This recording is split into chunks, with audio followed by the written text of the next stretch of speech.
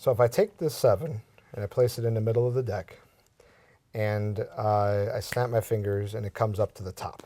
7 of hearts. 7 of hearts, yes. But that was the card I put in the middle. Mm-hmm. So if we take the card, put it in the middle, and we bring it to the top. Now, you've seen that before. Yes. But instead of putting it just in the middle like this, instead of turning it over this way, the way people usually do, I put it on the outside of the deck, and then I turn it over a little bit higher. So down here is where you'd normally grab it, but I do it up here. So that's original. No, it's your way of doing the ambitious card routine. But it's different. Because It's, I'm up here instead of down here. yeah, but it's still the ambitious card routine. It's the same effect, same method, and it's just the way you place your finger around, and that's not the original. Well, I'm going to use a red deck instead of a blue. Yeah, Okay. I don't think that's enough. So welcome to another Try This at Home. Today we're going to talk about giving back. Every performer has their little touches on magic. Yep. And over time, you have this urge to want to share with others. Now, Matthew and we have created a lot of effects in magic. And I want to talk about how you decide when something is ready to share with the world and to give back. Why, who, what, when, where, what is the criteria we have to judge, okay, now I want to release this. And there might be different ideas for this for each performer. I know that my reasons are slightly different than yours. Sure. We have different motivations of what you want. And so let's talk about this. Okay. How do you decide when a trick is ready to share with others? Like one trick, like an ambitious card. Mm-hmm. Oh, someone's ringing. No, that's this. All right. So the first question is, how do you decide when a trick is ready to share with others? An effect like ambitious card, if you put a little touch on it, it is original. Does that mean that you should make a YouTube video or make a video or make an instant download or sell it or give it away because there's something slightly different? What do you use as a gauge to decide whether or not a trick should be released? I think it should worth it. It should be enough different and make an add-on, a value. I mean, your touches should really add enough value to make that different. Yep, and I totally agree. I think that it has to be something of not just a little value, because a little value is one thing, but significant value is what you're looking for. Something that changes it enough that it becomes your own. You know, if you change the color of the deck, that's an obvious exaggeration of a new version. But does it change the concept? Does it change the method? Does it change the theory? Does it change the effect to a significant improvement? And that leads me to another problem, is often we find changes that aren't a step forward, they're actually a step back. Someone who is creating an effect, like my ring trick. Yep. I taught 27 different versions on the ring thing video, but I had over 200 versions that I didn't like. And the process of deciding what doesn't work is also valuable. There's another magician, instead of taking the ring and throwing it on from underneath, he threw it on from here. And he thought that was enough to be different. Yeah. And of course, I thought about throwing it on here, but it just doesn't work. It's not the same effect. I have the same example with a plunger or my pen trick with a blue tack. Yep. The first idea I got was using my finger to cut on a card.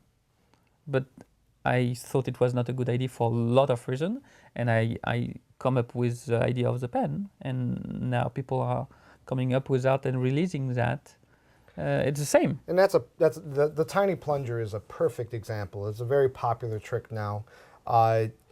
Matthew came up with the principle of using a pen, and that's how you published it first. Yes, the pen, and so I came up with the principle and the effect. Yep. And then John Armstrong decided, oh, let's use a plunger. And he was smart enough to not put it out because that would be using his principle. And effect. So John contacted me, we contacted you, and all of us together, We team up. we teamed up to put out the plunger effect. And that's the right way to do it, I think. Sure. So you need to make sure that the effect you are creating has enough value to it. Once you do that, you got to do some homework. Before, depends how much you're going to add on that trick. I have different words to rename the kind of variation you do. I mean, if you're just adding a little bit, that will be your way of doing that. Okay. Or eventually your handling. If you add a little more, it could be your variation of Garrett's ring thing. If you add a little more, it would become your version of the ring thing. Okay. So that means that when it's your version, it starts to be really different. After it would be your version. Something that's based on. Yes, based on. So that would be my trick based on Garrett Thomas ring thing. Yep. After we have inspired by. So my trick inspired by Garrett Thomas ring thing. And at the end, if it's still inspired by someone, it would be based on an idea of. Like my bottle trick, it's based on an idea of Liescher. And the best thing is to push it so far that it no longer resembles the other trick and it's a whole new concept. It becomes yours. Yes. You know, so you want to decide how much of this trick is your own. And I find that people that rush to put things out only end up doing it a slightly different way. One of the earlier, or maybe they have a slight variation. But if you took the time to push it further, I don't release a trick unless I've been performing it 10 years. Or they even say that 10,000 hours. So I will spend 10,000 hours enjoying the trick for myself first, being able to share it with my audience and getting the chance to use it myself. Then when I say, you know what, I want to share this with the magic community. And my rules for sharing it with the magic community are this. I want to make sure it teaches a bigger lesson. You know, I don't just release the ring thing because I thought it was a cool trick, because I got lots of cool tricks. But the ring thing is something that is an impromptu object, and it's not in your pockets. It's something that's right out there. And I thought that was really a nice thing to share with other people. Tricks like Bandit and stuff like that. The stand-up Mani that I released was to show people to relate the trick to something that people understand. Because stand-up Mani is a wild card, but mostly wild cards are just interesting cards changing. But you make it about the game, the 3-card Mani, now everyone understands it. Profile and Skewer were about having different endings. If you like the 3.5 of clubs, make a 3.5 of diamonds, make a 4.5 of diamonds, and so on. So I always try to make sure there's a bigger lesson. You know, just teaching a trick is okay if all you want is credit. But if you're going to be a teacher, you want to find something that is, you have a pedestal. You have an opportunity to share a moment, a message with the magic community. And now all of us have a voice on any media. You have YouTube, you got downloads, you got many production companies, Cosmo Magic, that will help you speak your message. Make sure it's something that you really want to say. And the best way to do that is to use it yourself for a while, make sure it's important, Then take the next step. Yeah, I do the same, a little different, but at the end it's about the same. I usually publish a trick when I'm done with it. It's a great idea. It's a fantastic So idea. when I'm done with it, I publish it, and I publish a trick when I think it will be interesting for the people. The magician will get it. They will learn something with that, or that will add something to their knowledge. Now, I know you and we receive, and I'm sure production companies like Cosmo Magic receives videos of ideas all the time. And the first step you want to do is you want to do the research yourself. Yeah, we're getting lots of videos from those young kids, really creative kids, that Yep. are asking us if it's original or not. And Yeah. it's tricky because first, not because we just don't know, doesn't mean it's original. And that research, you have to do it yourself. Creating the trick is just a small part of the creation process. Yeah, so the first step is you have the idea, then use it. Play with it, get out there, try it, figure out all the problems with it, Yeah. see if you can make, how perfect you can make it first. Then study the history of it. Try to find out who has created other effects like that, buy every book, every video. Then it's important that you understand the basic structure of magic. Study books like Fitzke and Hemming-Nelms and Showmanship for Magicians. Any book on theory of magic, on the construction of effect, so that you know that you're making a good effect, that you're communicating it right. Then you start talking to other magicians. Show it around. See if people might have tips and ways to improve it that you didn't see. And then ask them, have you seen this before? And, if you hear one person that's smart tell you, oh, no, I've never seen that before, that doesn't mean it's original. You got to take it to many different sources and double check it, triple check it. Because, there might be something buried in some magazine that you haven't heard Sure. about. And you have to show them live, because through emails we're getting too much videos now, too many Yeah. videos.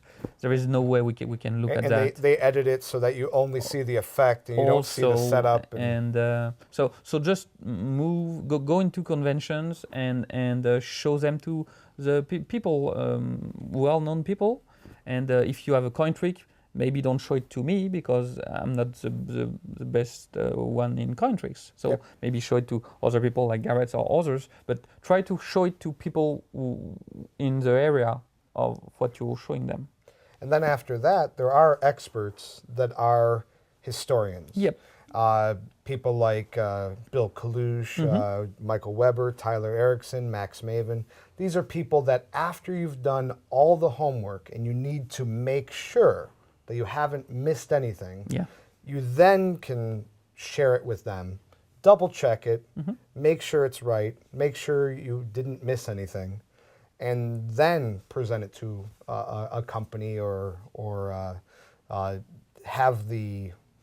make a video of it and share it with others. Yeah. And yeah. There's a lot more to this. There's a lot more to just, oh, I have an idea and now I want to share it. Because the thing is with the internet today, it's now history. Yeah. It's now a record, and you're going to live with that forever. And if you don't take the time to make it as best as you can, well, then someone else is going to see what you did, Yeah. change it and fix it, Fix it, and they'll get the yeah, credit, yeah. and you'll be the person that made the bad version. Sure. But you would have came up with the right things if you If you just spend took more the time. time. Yeah. So the best thing to do is to take your time, 10,000 hours. That's a good one. Yeah. 10,000 hours of performance. Try it over and over and over again. Even if it worked 100 times, maybe you'll discover something on that, 100th hour. And you should also not release one trick when you only have 1 or 2 or 3 tricks. Yeah. If you Doesn't want to make be sense. a teacher, Yeah. you should actually understand magic enough that you can present a whole range of magic based on your theories. So basically, we want to give back to you so that we empower you in a way to give back to others. I know that we want to share, there's not many people not many friends that you much. have Yeah. to talk to about this. And we get excited about, oh, I got this new idea. But you want to pace yourself. I personally, I wish my video didn't come out as young as I was, because every trick on my first VHS, yours too as well, Yeah. on our first videotape, I wish I had spent more time on it. Sure. You know, magicians like Goshman spent 60 years on one effect before they released it. The professionals that do this year after year, and they do hundreds of thousands of shows, and then somebody says, hey, do you want to make a video? That's when it's good. Yeah. You know, when you've performed it in every situation, in every possible way, you've had everything that could possibly go wrong, and you figured Now you out know. how to fix it. Yeah. Then you have something of value to offer. The other thing you have to consider is why you want to publish it. Yeah. Yeah, what is your motivation? Sure. If it's just to get credit, that's good. You know, you want to make sure that if it's a really new idea, if it's a really new concept, if you want to make sure you get the credit for it. But if that's your only motivator, you're going to be fighting forever. Yeah. You're going to be trying to protect your secret, and it's just this constant battle. You know, if your goal is to Make money. Don't do magic. Don't do magic. There's a lot of other ways to make money. Get into real estate. Yeah. You have to love this. Sure. You know, there's something special about the art of magic that no other art form can give. And if it's not your passion, there's better ways to make money. You need to respect magic. If your motivation is to give back, I think that's my motivation. I don't release something unless it is an important message to give back to the community. And so I'm always asking myself, what does this teach? What is the major lesson in teaching this trick? So even if you don't use the effect that I taught, there's something in it of you can value. pick up and yeah. You can apply it to other things. So good. So we're just chatting with Mathieu Bich about giving back and when and how you should present your ideas to the magic community. This is Garrett Thomas with Mathieu Bich. and Mathieu Bich. So this is Garrett Thomas and Mathieu Bich with another Try This at Home.